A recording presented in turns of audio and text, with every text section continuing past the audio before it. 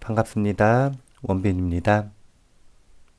세상의 모든 지식을 출세간의 지혜로 꽃피우는 공부. 원빈 스님의 도서관 환희미소 시간입니다. 오늘은 생각과 착각이라고 하는 책을 가지고 왔는데요. 강준만 지음이고요. 인물과 사상사 출판사입니다. 표지에는 세상을 꿰뚫는 50가지 이론, 이렇게 책을 소개하고 있습니다. 이 책을 가지고 온 이유는 한 법우님이 질문을 했는데요. 이런 질문이었어요. 이 단체로 살아가면서 분명히 단체가 한 선택, 이 선택이 잘못되었다는 것을 분명히 알고 있지만 자신은 보통 아무것도 하지 않고 가만히 있는다고 합니다. 방관하는 것이죠. 잘못된 걸 알면서도. 그래서 스스로 그런 순간마다 자기 자신이 비겁하게 느껴지고 어떻게 하면 용기를 내서 진실을 말할 수 있을까? 이런 질문을 했습니다. 그래서 제가 생각과 착각이라고 하는 이런 책을 가지고 왔어요. 이 속에서 답을 좀 찾아봤으면 좋겠는데 출판사 서평을 좀 간단하게 읽어드릴게요. 왜 우리는 날 좀 봐달라고 몸부림치는가? 왜 양당 체제의 정당들은 서로 비슷해지는 걸까? 왜 어떤 사람들은 전투적인 정치적 광신도가 되는가? 우리는 왜 무엇을 착각하는가? 우리가 갖는 생각에는 진실과 정답도 있지만 여러 가지 착각과 오류도 공존하게 마련이다. 우리는 대체로 자신의 생각이 합리적이라고 믿지만 실상을 살피면 그렇지 않은 경우가 많다. 성찰이 필요한 이유도 여기에 있다. 내 생각은 모두 옳다는 식의 독선과 아집은 자기 발전에 도움이 안 되며 삶과 세상을 피폐시키기도 한다. 당연하게 여겼던 나의 생각과 세상의 법칙에 대해 끊임없이 질문을 던지고 오류를 최소화할 때 우리의 삶은 지금보다 나아질 수 있다. 생각과 착각은 강준만 교수의 세상을 꿰뚫는 50가지 이론 시리즈 5번째 책이다.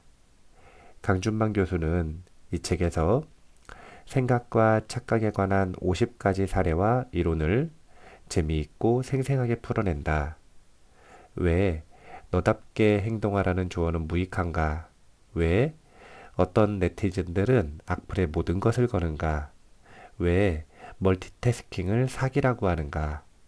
왜 하나를 보면 열을 안다는 속담은 폭력적일 수 있는가? 왜 초연결 사회가 국가를 파멸의 위기에 빠뜨릴 수도 있는가? 왜 우리는 내가 맞아 편견이 있는 건 너야 라고 생각할까? 왜 명문대는 물론 명문고 학생들까지 과잠을 맞춰 입는가? 등 흥미있는 주제들이 망라되어 있다. 여러 분야의 수많은 학자에 의해 논의된 이론을 끌어들인 답은 우리에게 세상을 이해하고 꿰뚫어 볼 수 있는 긴 시야와 깊은 안목을 전해줄 것이다. 책 제목이 생각과 착각 아니겠습니까? 생각이라는 게 더 큰 범위죠. 착각은 생각 중에 진실에서 어긋나 있는 오해를 기반으로 하고 있는 이런 생각을 착각이라고 합니다. 우리가 착각으로 빠지는 이유는요. 예측을 쓰기 때문에 그래요. 예측. 그것도 잘못된 예측을 쓰기 때문에. 여기서 말하는 잘못된 예측이라고 하는 건 우리가 무엇인가를 예측하기 위해서는 데이터가 충분히 있어야 되는데 그 데이터가 부족하거나 아니면 데이터 자체가 잘못되어 있거나 그런데 이 부족하고 잘못되어 있는 데이터를 바탕으로 무엇인가 결론을 유추해낸다면 이 예측은 틀릴 가능성이 높습니다. 착각으로 끝날 가능성이 높죠. 그래서 우리가 어떤 고정관념을 가지고 결론을 이끌어내고 있는가, 즉 예측하고 있는가, 이것을 살펴본다면 그 잘못된 고정관념 때문에 우리가 착각에 빠져 있다는 걸 알 수 있게 돼요. 예측에서 벗어나서 관찰을 해야 합니다. 자주 강조하는 내용이죠. 생각보다는 우리는 감각으로 되돌아올 때 이 세상을 보다 현실감 있게 살아갈 수 있다. 다만 생각 역시 관찰의 대상입니다. 그렇기 때문에 우리가 고정관념, 잘못된 심리 방식, 잘못되어 있는 인지구조 이런 것들에 대해서 기본적인 지식과 문제의식을 가지고 있다면 그 오류에서 벗어나 생각을 착각이 아닌 생각을 관찰할 수 있는 힘이 생길 것입니다. 이런 심리학 관련되어 있는 책들은 그런 이 생각을 관찰하는 틀을 제공한다. 이렇게 생각을 하시면 될 것 같습니다. 머릿말을 간단하게 소개해 드릴게요. 왜 우리는 남들이 나를 주의 깊게 볼 거라고 착각하는가? 그렇게 입고 가면 어떡해? 여보, 남들은 내게 그렇게까지 신경을 안 써. 좀 차려입고 나가야 할 일이 있을 때마다 아내와 나 사이에서 주고받는 대화의 전형이다. 아내는 옷의 색이 안 맞는다는 등 이모저모 신경을 써주려고 애쓰지만 대충 입고 가려는 나의 한결같은 주장은 내가 그렇게 대단한 사람이 아니라는 것이다. 과연 누가 옳은지는 모르겠지만 이런 상황과 관련해 심리학엔 조명 효과라고 하는 게 있다. 1999년에 이 말을 만든 미국 코넬 대학 심리학자 토머스 길로비치는 여론조사 결과 학생들이 연예인 얼굴이 크게 인쇄된 티셔츠를 입고 다니는 것을 굉장히 창피해한다는 사실을 알고 1998년 가장 볼품없어 보이는 연예인 1위를 차지한 가수 베리 매닐로의 얼굴이 새겨진 티셔츠를 입은 학생들을 강의실로 들여보냈다. 티셔츠를 입은 학생들은 부끄러워했지만 그런 몰 취향의 티셔츠를 눈여겨본 학생은 별로 없다는 사실이 드러났다. 티셔츠를 입은 학생들은 자신의 티셔츠에 그려진 사람을 알아보는 사람이 46%일 거라고 예측했지만 실제로 해당 집단에서 그 수치는 21%에 불과했다. 인기 없는 인물이나 이미 사망한 사람의 사진이 찍힌 티셔츠를 입었던 경우에는 그것을 기억하는 비율이 8%로 아주 낮았다. 이와 관련 토드 부크홀츠는 우리 머릿속에는 편집증의 흔적이 떠다니고 있다. 이를테면 신발 밑창에 휴지가 달라붙어 있는 것을 뒤늦게 알고서는 그동안 사람들이 그것 때문에 자신을 주시했다고 생각한다며 다음과 같이 말한다. 마틴 루서킹 주니어나 반말리 혹은 제리 사인펠드의 얼굴이 새겨진 티셔츠를 입었다 한들 자세히 눈여겨보는 사람은 드물다. 만약 사람들이 자신을 주시하고 있다는 생각이 든다면 그것은 자신을 주시한 것이 아니라 그 사람이 고개를 이리저리 돌리다 우연히 자신 쪽을 바라보게 된 것일 가능성이 높다. 요컨대 조명 효과는 연극 무대 위에서 조명을 받는 배우처럼 자신이 다른 사람들의 관심을 집중적으로 받고 있다고 생각하는 현상을 말한다. 실제로는 전혀 그렇지 않은데 다른 사람이 자신의 외모와 행동을 주시하고 있어 사소한 변화도 다른 사람들이 알아차릴 것이라고 생각하는 것이다. 최인철은 가끔 이런 옷을 입고 어떻게 그런 자리에 가지? 라거나 이 신발과 이 옷은 잘 어울리지 않아 라고 걱정을 하는데 그러한 걱정들은 대부분 과장된 것이다며 다음과 같이 말한다. 우리는 다른 사람들이 나를 주시하고 있다고 생각하지만 정작 우리를 보고 있는 것은 남이 아닌 바로 자기 자신이다. 마음속에 CCTV를 설치해 놓고 자신을 감시하고 있으면서도 다른 사람들이 자신을 주목하고 있다고 착각한다. 이제 그 CCTV 스위치를 꺼버려야 한다. 세상의 중심에서 자신을 조용히 내려놓는다면 사소한 것에 목숨을 거는 어리석은 일은 지금보다 훨씬 줄어들 것이다. 조명 효과는 자기중심주의에서 비롯된다. 폴커 키츠와 마뉴엘 투시는 우리는 자신이 하는 모든 일을 중요하게 생각한다. 그래서 다른 사람들 역시 나를 주의 깊게 관찰하고 있다고 여긴다. 그러나 사실은 다르다. 단 1초만이라도 다른 사람의 입장이 되어보면 나에게 별 관심이 없다는 것을 분명히 알 수 있다. 며 다음과 같이 말한다. 기분 좋은 일이 생겼을 때도 다른 사람들이 다 나를 쳐다볼 거라고 생각한다. 토론에서 똑똑한 말을 했다거나 회사가 추진하는 프로젝트에 공을 세울 때 크게 주목받을 것이라고 생각하는 것이다. 그래서 주목받기는커녕 아무도 관심이 없는 것처럼 보이면 우리는 크게 실망한다. 분노를 터뜨리며 좌절하는 경우도 있다. 아무도 내가 하는 일을 알아주지 않아. 다른 사람이 내가 하는 일에 별 관심이 없다는 사실은 분명 쓰라린 일이다. 그러나 동시에 해방감도 준다. 조명 효과에 대한 이야기를 머릿말에서 하고 있는데요.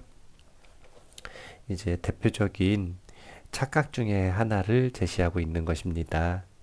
많은 사람들이 자신이 관심을 가지고 있는 분야에 다른 사람도 관심을 가지고 있을 것이다. 이렇게 착각을 하는 것. 이거는 올바른 생각이나 사유가 아니라 착각입니다.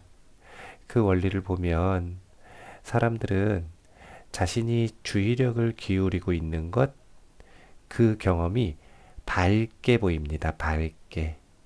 이 주의력은 내 경험을 밝게 만드는 원동력이에요. 그래서 자기 눈에 밝게 보이면 남들 눈에도 다 밝게 보일 것이라는 거예요. 이런 착각. 그런데 재밌는 건 다른 사람도 자신의 주의력을 지금 쏟고 있는 곳이 분명하게 있습니다. 그래서 다른 사람은 지금 내가 관심을 가지고 있는 이것을 볼 여력이 없어요. 그래서 일반적으로 이 조명 효과가 넓게 적용되는 것이 아니라 좁게 적용될 때는 지금 타인이 나에게 관심을 가지고 있을 것이다 라고 하는 착각으로 이제 협소하게 해석되는 경향이 있습니다. 이 해석도 정말 좋은 조언을 우리에게 주는데요. 남들 눈치를 그렇게 볼 필요가 없다라고 하는 것. 생각보다 나에게 관심이 없으니까 좀 더 자유롭게 살아도 되고 좀 더 마음대로 선택해도 된다라고 하는 것. 그런 부분을 우리가 이 착각을 뛰어넘음으로써 얻을 수 있다. 이렇게 생각을 하시면 됩니다. 이런 심리적인 오류들을 배우는 이유가 바로 이것 때문이에요. 오늘 질문으로 다시 넘어가 보면 다른 사람들이 다 잘못을 이야기를 할 때 자신이 비겁하게 말을 못하는 것, 이런 것들은 고사가 하나 생각이 나는데요. 사자성어 중에 지록위마라고 하는 사자성어가 있어요. 그 유래를 간단하게 보면 기원전 217년 절대 권력자 진시황이 갑작스럽게 서거하자 권력 공백 상태가 발생을 했는데 환관인 조고는 이때를 틈타 거짓 조서를 꾸며 태자 부소를 죽이고 그의 동생인 호해를 이세 황제로 내세웠다.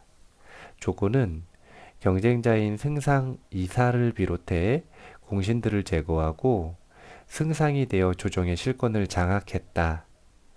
부당한 권력을 차지한 사람은 늘 아군과 적군을 구별하는데 촉각을 곤두세우는 법이기에 조고는 자신에게 반대할 사람을 미리 알아내고 싶어서 꾀를 내었다. 황제하고 함께한 자리에서 사슴을 바치면서 이것을 말이라고 말했다. 황제가 어리둥절할 때 사실대로 말하는 사람과 아닌 사람으로 구분하기 위해서 주변에 있는 대신들에게 물었다. 이것은 말입니까? 사슴입니까?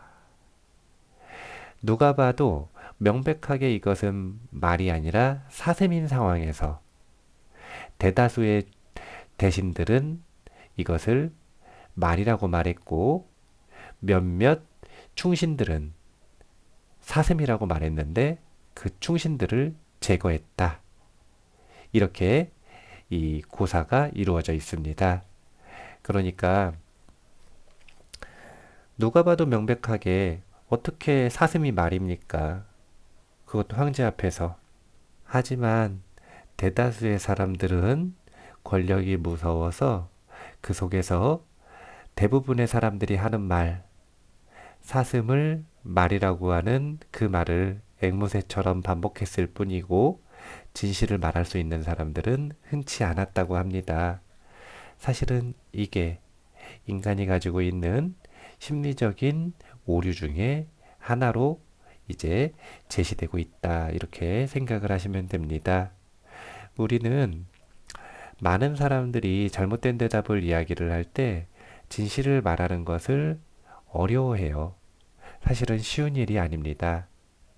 아무래도 인간이 단체를 이루고 살아가고 그 집단 속에서 안전을 확보하는 것, 이것이 생존 본능에 굉장히 유리하다라고 판단이 되기 때문에 그럴 거예요. 그 집단에서 쫓겨나거나 그 집단에서 배척되거나 이런 것들이 생존을 위협한다라고 판단되기 때문에, 그래서 우리가 집단 속에서 잘못된 의견에 대해서 무엇인가 말하지 못하는 것, 진실을 알고 있으면서도 말하지 못하는 것을 개인의 문제로 생각하기보다는 인간의 이 특성이 본래 그런 오류를 보편적으로 가지고 있다. 그래서 내가 너무 비겁하다. 이런 생각보다는 인간의 본성이 본래 그러하다. 그런 오류를 가지고 있다라고 하는 것을 먼저 한번 생각해 보시면 좋을 것 같아요. 그리고 그럼에도 불구하고 만약에 비겁하게 느껴진다. 그러면 개인적으로 생각하기에는 일단 무조건 그 비겁함에 반대하기 위해서 어떻게든 용기를 내서 진실을 말하는, 서툴게 진실을 말하는, 두려움을 품고 진실을 말하는 그런 용기를 내는 것은 그렇게 좋은 선택이라고 생각하지 않습니다. 그것보다는 그래, 나 비겁하다.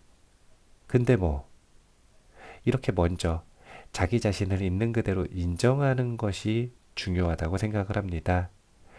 이렇게 자기 자신을 쿨하게 인정하면, 그러면 사실은 그 상황 속에서 자신이 그러한 모습을 보이는 것에 대해서 이해할 수 있는 힘이 생기고 조금 더 감정이 덜어지기 때문에 필요할 때 훨씬 더 쿨하게, 특별히 용기를 낼 것도 없이 아무렇지도 않게 진실을 말할 수 있는 그런 이 자유로움이 생겨날 수 있겠다.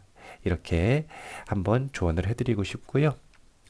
개인이 단체에 속했을 때 어떤 어리석음을 범하는지에 대한 이야기를 또 하나 소개를 해드리려고 그래요. 왜 우리는 가끔 폭탄주 잔치를 벌이는가 라는 질문으로 에빌린 패러독스를 소개합니다.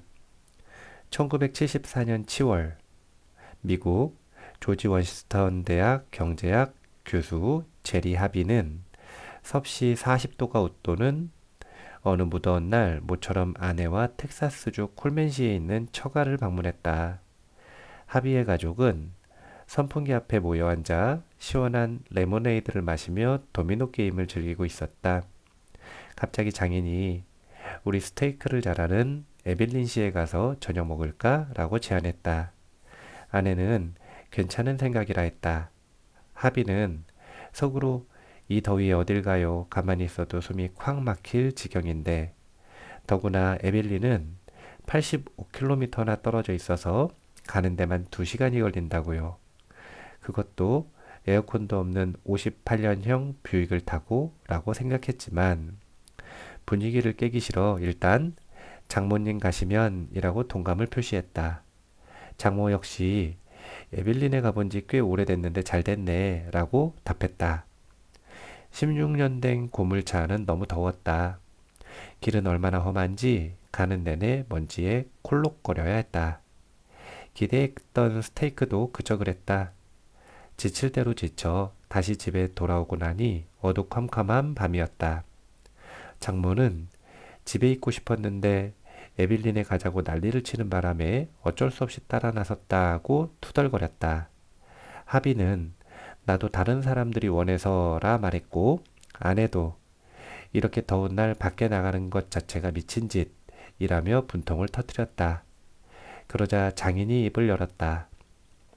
난 다들 너무 심심해하기에 그냥 해본 말이었어. 근데 전부 찬성했잖아. 결국 아무도 원하지 않았는데 모두가 에빌린에 다녀온 셈이다. 장인도 분위기가 어색해서 그것을 깨려고 무심코 에빌린에 갈까라는 말을 자신도 모르게 내뱉은 것이었을 뿐이다. 가자고 막장구 친 사람들 역시 에빌린에 가고 싶지 않았지만 굳이 반대하고 싶지 않아 동의했을 뿐이다. 물론 하비도 다른 사람이 가고 싶어 하니까 자신도 가고 싶은 척을 해야 상대를 위한 배려라고 생각했을 뿐이다. 하비는 이 경험을 근거로 1974년 조직 동학이라는 논문집에 에빌린 패러독스 합의 관리라는 논문을 발표해 경영학 분야에서 큰 화제를 불러일으켰다. 이 논문은 1988년 에빌린 패러독스라는 책으로 출간되었다. 그는 이 논문에서 아무도 원치 않았는데 만장일치의 합의로 나타난, 즉 누구도 왜 그렇게 했는지 이해가 안 되는 현상을 가리켜 에빌린 패러독스라는 이름을 붙였다. 우리말로 옮기자면 동의되지 않은 합의의 모순 또는 만장일치의 착오라고 할 수 있겠다.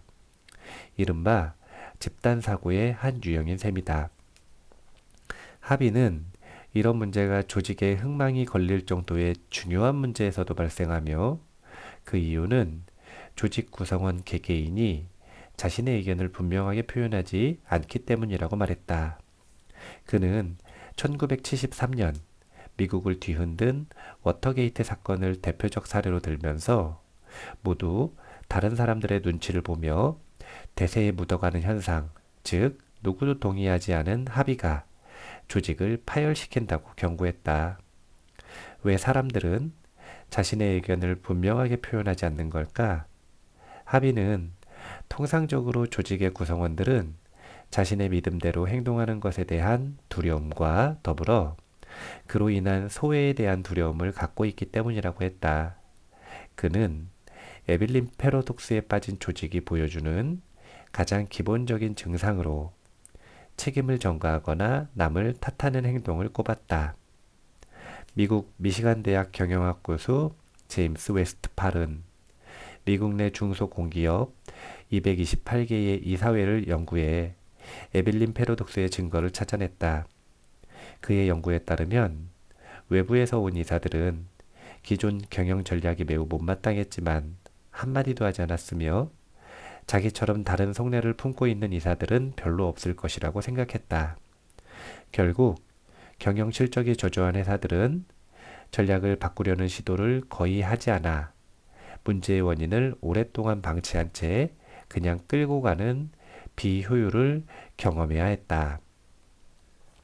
웨스트팔은 여기서 한 걸음 더 나아가 과거 성공적인 리더의 표본으로 칭송되던 CEO들이 순식간에 몰락하는 문제에 대한 해답을 찾기 위해 2002년, 2007년 미국 기업 CEO 1350명과 사회이사와 고위 경영자 7683명을 대상으로 설문조사를 했다.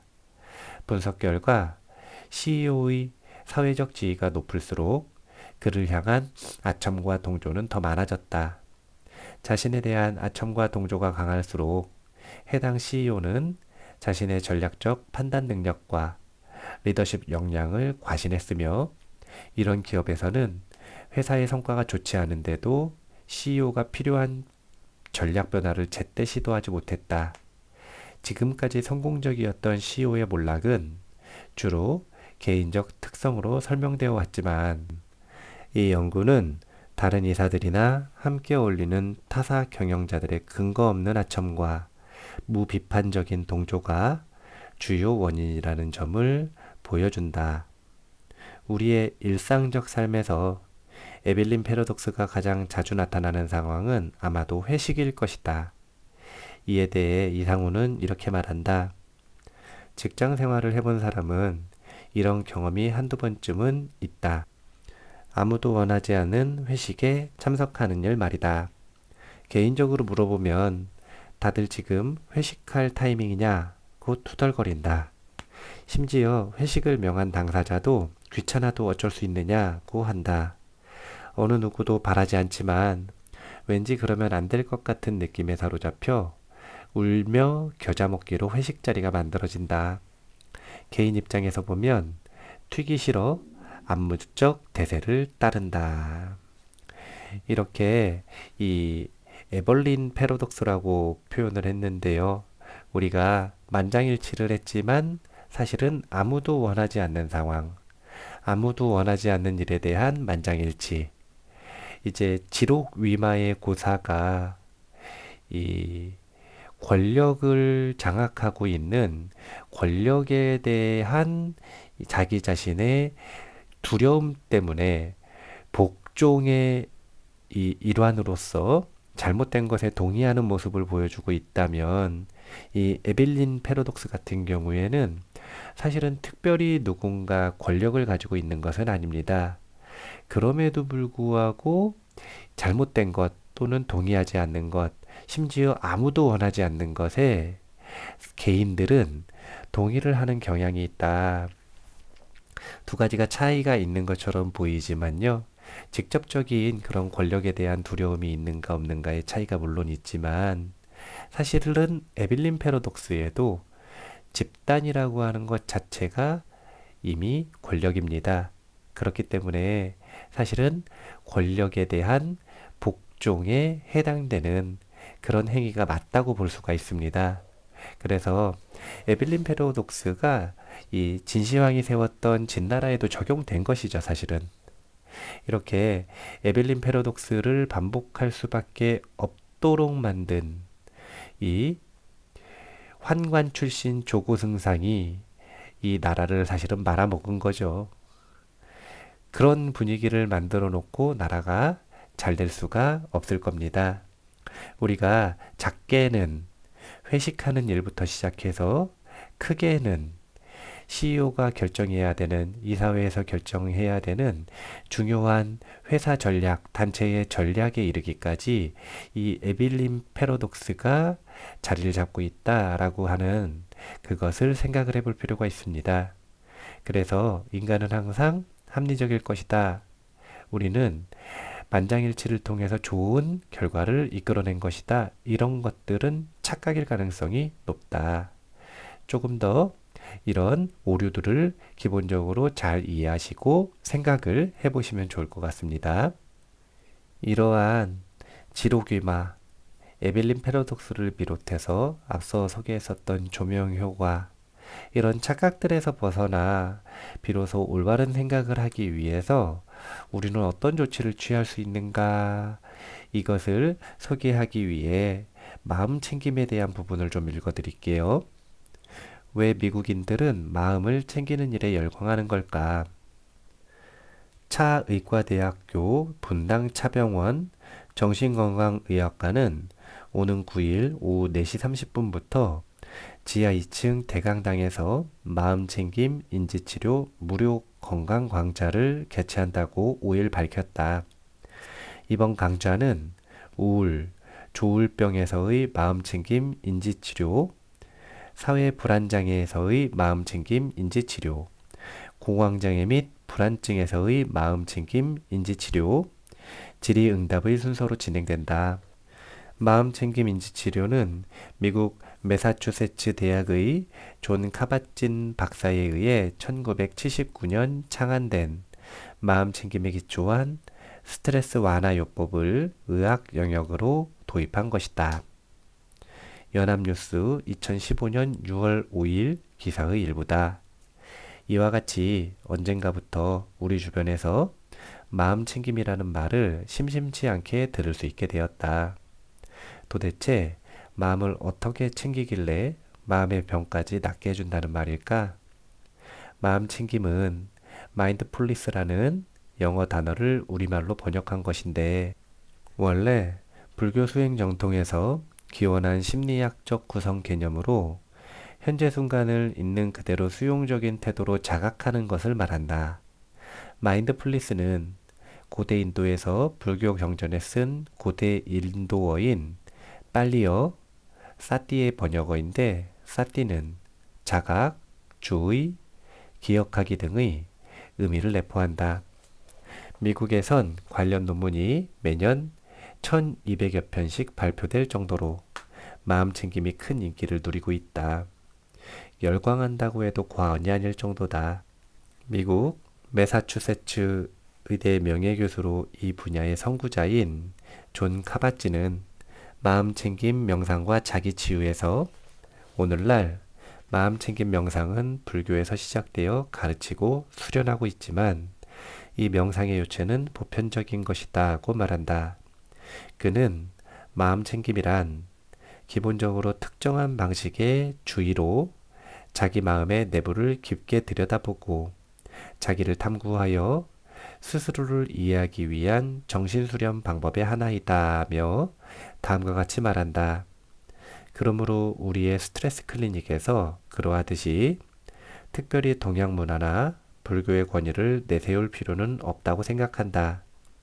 마음챙김 명상법이 자기 이해와 질병 치유에 있어서 좋은 수단이 된다는 사실은 확실해졌다.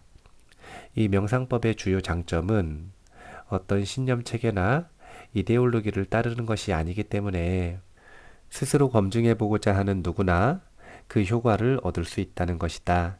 물론 마음챙김이 고통을 제거하고 망상을 떨쳐버리는 것을 특히 강조하는 불교 수행에서 나온 것은 결코 우연한 일이 아니다. 이제 이 마음챙김 사띠 수행에 대한 이야기가 언급이 되고 있는데요. 사띠 수행은 종교를 뛰어넘습니다. 이유는 간단하죠. 인간이 가지고 있는 보편적인 마음의 특성, 마음의 한 가지 구성 요소 중에 하나인 사띠를 개발하는 방법이기 때문에 그래요. 그래서 부처님께서는 이 사띠 수행을 정말 중요시 여기셨고요. 그리고 어느 정도 이 사띠 수행을 받아들일 수 있는 이들에게는 항상 이 사띠 수행에 대한 설법을 해주시고 방법을 알려주시고, 그리고 이렇게 표현하시기도 하셨어요. 뭐라고 하셨냐면 이 가르침은 나중에 효과가 있는 것이 아니다. 미래 언제 효과가 있는 것이 아니다. 지금 이 자리에서 누구나 자기 마음에서 확인할 수 있는 가르침이다. 이렇게 이야기하셨어요. 그래서 남녀노소, 그 다음에 지위고하, 그리고 지식의 높고 낮음, 그리고 종교의 다름, 이런 것들과 전혀 상관없는 마음을 지니고 있는 이라면 누구나 보편적으로 수행 가능한 것이 사띠 수행이다. 이렇게 생각을 하시면 될 것 같습니다. 계속 읽어볼게요. 카바찌는 아시아 언어들에서는 마인드를 뜻하는 단어와 헐트를 뜻하는 단어가 같다. 따라서 마인드풀리스라는 단어를 하나의 개념, 특히 하나의 존재 방식으로 이해하려면 헐트풀리스라는 뜻까지 마음속으로 고려해야 한다고 말한다. 이와 관련 아리아나 허핑턴은 달리 말하면 마음챙김은 우리 마음에만 관련된 단어가 아니라 우리 존재 전체와도 관련된 단어이다며 다음과 같이 말한다. 우리가 전적으로 정신을 앞세운다면 세상이 각박하게 변할 것이고, 우리가 전적으로 마음으로 우선시한다면 세상이 혼란해질 수 있다. 결국 정신과 마음 둘 모두 스트레스로 이어진다. 그러나 마음이 감정이입을 유도하고 정신의 주의력을 집중해서 우리를 인도한다면 우리는 조화로운 존재가 된다. 마음챙김을 통해서 나는 정신없이 바쁜 상황에서도 현재의 순간에 완전히 몰입하는 데 도움이 되는 습관을 익힐 수 있었다. 미국 하버드 대학 심리학자 앨런 랭어는 마음챙김을 가장 목소리가 크고 명백하며 절대적이고 선언적인 주장들의 주의를 빼앗기는 것이 아니라 자신의 주의를 변함없이 유지함으로써 달성하게 된 유연하고도 늘 숙고하는 마음 상태로 정의한다. 그는 마음챙김을 기반으로 한 마음챙김 학습의 필요성을 역설하는데, 예컨대 마음챙김 교육을 받은 노인들은 그렇지 않은 다른 노인들보다 장수하는 것으로 나타났다고 한다. 랭어는 마음챙김의 반대로 아무런 의식적인 노력 없이 자동적으로 흘러가는 심리적인 상태를 말하는 마인드레스니스, 마음 놓침, 무심함 또는 멍한 마음 상태를 제시한다. 그는 무심함에서 마음 챙김으로 전환하면 우리 모두가 창의적이고 목적이 있으며 진취적인 삶이라는 르네상스를 맞이할 가능성이 있다고 주장한다. 지록위마 그리고 에벌린 패러독스, 이런 이 단체에 복종하는 현상 역시도 마음 챙김이 부족한 상태에서 발생한다는 거예요. 마음 리스니스, 마음 놓침 상태에서는 우리가 자기도 모르게 단체에 그렇게 끌려다니는 현상을 만들 수가 있다. 물론 마음 챙김의 상태에서 그것이 분명히 잘못되었다는 것을 알고 자신은 다른 의견을 가지고 있다라는 것을 분명히 아는 상태에서도 사실은 손해보기가 싫어서 또는 용기 내기가 어려워서 그냥 단체의 의견에 순응할 수도 있겠죠. 하지만 이것은 훨씬 더 나은 상태입니다. 완전히 얼이 빠져가지고 마음 놓침의 상태에서 그렇게 지록이말을 범하는 것은 왜 문제가 되는가? 개선의 여지가 없기 때문이다. 하지만 문제의식을 가졌다라고 하는 건 개선의 여지가 있다는 거잖아요. 그 문제의식을 가질 수 있었던 이유가 바로 이 마음챙김 때문이고요. 그리고 이 마음챙김을 좀 더 개발한다면 그 지록위마의 비겁함에서 벗어날 수 있는 그런 원동력이 될 것이다. 이렇게 이야기할 수 있을 것 같습니다. 좀 더 읽어드릴게요. 소런 고드에머는 위즈덤 2.0에서 평소 하던 대로 하되 뭘 하는지는 알고 해야 한다는 마음챙김의 지침을 소개한다. 나쁜 버릇도 제대로 인식한다면 왜 그런 버릇이 들었으며 어떻게 하면 버릇을 바로잡을 수 있는지 깨우칠 수 있듯이 어떤 행동이든 정확한 인식이 뒷받침될 때 그 행동의 본질이 달라지고 창조적으로 발전할 수 있다는 것이다. 그렇다면 마음챙김은 몰입과는 어떻게 다른가? 줄리언 바제니와 안토니아 마카로는 몰입은 마음챙김과 정반대에 위치한 것처럼 보인다. 마음챙김은 주관적 경험이 몰고 오는 잔물결 하나하나까지 의식하는 반면 몰입은 오직 하고 있는 일의 그 상태로 열중함으로써 무엇을 하고 있는지조차 있는 것이기 때문이다며 다음과 같이 말한다. 그러나 한편 마음챙김과 마찬가지로 몰입 또한 혼돈스러운 일상에 질서를 부여함으로써 주의를 통제하는 것과 관련되어 있다. 마음챙김과 몰입은 하나의 맥락으로 합류한다. 이 둘이 공통적으로 가치를 부여하는 것은 주의를 통제할 수 있는 능력과 지속적인 충동의 흐름에 휘둘리지 않고 의식적으로 행동할 수 있는 능력이다. 마음챙김과 몰입의 하나의 맥락, 공통점으로서 이야기하는 것은 바로 주의를 통제할 수 있는 능력, 즉 삿띠를 개발하는 것, 이것과 연결성이 있다, 이렇게 얘기하고 있죠. 계속 읽어볼게요. 최근의 행복 연구들은 사회에 점점 더 만연하고 있는 최선을 다하려는 경향이 우리에게 전혀 도움이 되지 않는다고 주장하는데, 마음챙김은 그런 경향에 대한 성찰의 일환으로 나타난 것이기도 하다. 리처드 레이어드는 행복의 함정, 가질수록 행복은 왜 줄어드는가에서 우리는 현재보다 미래를 생각하는데 너무 많은 시간을 보낸다. 계획이 필수적인 경우도 있으나 지나치게 많은 사람이 주로 내일에만 초점을 맞춰서 살고 있다. 내일이 오면 그들은 또 그 다음 날을 계획하며 살 것이다 하며 다음과 같이 말한다. 그러나 인생은 리허설이 아니다. 그래서 마음챙김이라는 불교 개념은 우리에게 메시지를 전사한다. 즉 이렇게 말한다. 경외감과 경탄의 감정을 키워라. 오늘을 즐겨라.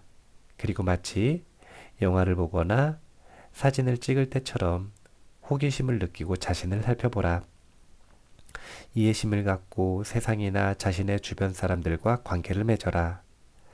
레오 톨스토이가 말했듯이 세상에서 가장 중요한 사람은 지금 당신 앞에 있는 사람이다. 마음챙김은 자기 도취를 극복하는 데에도 도움이 된다. 미국 샌디에이고 주립대학 심리학과 교수 진 트웬지는 자기중심주의 세대에서 젊은 세대의 자기 도취를 우려하면서 마음챙김은 나르시시즘을 줄이고 자아를 안전하게 하는 한 방법이라고 말한다. 마음챙김은 현재에 대한 자각이기 때문에 세상을 있는 그대로 볼 수 있게 해줄 수 있을 뿐 아니라 인간관계를 더 좋게 만들 수도 있다는 것이다. 그러나 마음챙김이 삶의 자유로움, 즐김이나 성찰만을 위해 활용되고 있는 것 같지는 않다. 마음챙김은 더 빠르게 일을 잘하기 위한 목적으로 많은 기업에서도 유행이다. 예컨대 구글의 107번째 직원인 차드 멍타는 구글의 마음챙김 명상을 보급하려고 당신의 내면을 검색하시오라는 강좌를 개설했으며 내면 검색 리더십 연구소까지 설립했다. 구글의 인사 담당 수석 부사장인 라즐로 폭은 직원들이 마음챙김 명상을 시작한 이후로 회의에 한층 더 집중하게 되었다고 말한다. 비록 우리가 명상에 적지 않은 시간을 들이긴 했지만 횟수가 거듭될수록 팀원들은 회의에 더 집중했고 안건 처리 속도가 더 빨라졌다. 이렇게 다양한 분야에서 이미 마음챙김이 연구되고 있고 활용되고 있습니다. 오늘 지금 이 마음챙김 부분을 읽어드린 이유는요. 다름 아니라 오늘의 이 책이 어떤 질문에서 시작이 됐냐면 단체 속에서 자신이 잘못된 걸 알면서도 비겁하게 그 의견에 동조하고 있다. 어떻게 하면 용기를 낼 수 있을까라고 질문을 하신 그 질문에 대한 답변으로서 제시되고 있는 것입니다. 일단 지로귀마 그리고 에벌린 패러독스라고 하는 어떻게 우리가 단체에 순응하는가 사실은 잘못된 걸 알면서도 이 부분에 대한 이야기를 해봤고요. 그리고 그런 상태에서 벗어나려면 사실은 저는 벗어난다라고 하는 건 그렇게 우선순위가 높은 목표라고 생각하지 않고요. 자기 자신이 그러고 있다라고 하는 걸 분명하게 인지하고 인정하려면 저는 이게 우선순위라고 생각을 하거든요. 이걸 인정하고 인지할 때 용기를 내서 단체의 의견과 다른 올바른 의견을 내든지 아니면 그게 적절하지 않다고 판단이 되면 아무렇지도 않게 조금 비겁하면 어떻습니까? 단체의 흐름 속에서 그렇게 자기 자신을 보호하는 선택을 좀 더 쿨하게 할 수도 있게 되는 것입니다. 그렇기 때문에 마음 챙김은 필수다. 삿띠를 개발하는 수행이 사실은 대부분의 문제에 대한 답변이 되는 이유가 바로 이것 때문입니다. 경험을 바꿀 수 있는 그리고 경험을 바꿈으로써 삶을 바꿀 수 있는 유일한 열쇠는 바로 이 주의력, 삿띠에 있다. 그리고 이 삿띠를 개발하는 방법이 예전과 다르게 서구에도 그리고 동양에는 이미 예전부터 오래전부터 이미 그 개발 방법이 완전히 보급되어 있었다. 그 방법을 우리는 요즘 명상이라고 하고 예전 같은 경우에는 수행이라고 했다. 즉, 지록이마를 범하지 않기 위해 그런 상황 속에서 자유롭기 위해 수행을 좀 했으면 좋겠다. 사띠 명상을 했으면 좋겠다. 이런 의견을 이야기하고 싶습니다. 오늘 생각과 착각이라고 하는 책을 읽었어요. 우리가 잘못된 전제에서 잘못된 예측을 통해 망상을 하고 있는 것, 이걸 착각이라고 합니다. 그런데 생각 역시 관찰 대상이잖아요. 올바른 관찰을 위해서 자신의 오해를 되짚어보고 그리고 올바로 생각하는 것이 어떻게 생각하는 것인가 이런 연구 결과들을 배워보는 것도 정말 중요하다는 거예요. 에벌린 패러독스, 조명효과 이런 그 연구 결과들을 보는 것만으로 아, 내가 이렇게 잘못 생각하고 있었구나, 착각하고 있었구나 라고 생각할 수 있잖아요.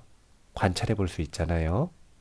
그렇게 착각이 아닌 생각을 하는 그런 지혜로운 공부를 이어나갔으면 좋겠다라고 생각을 합니다.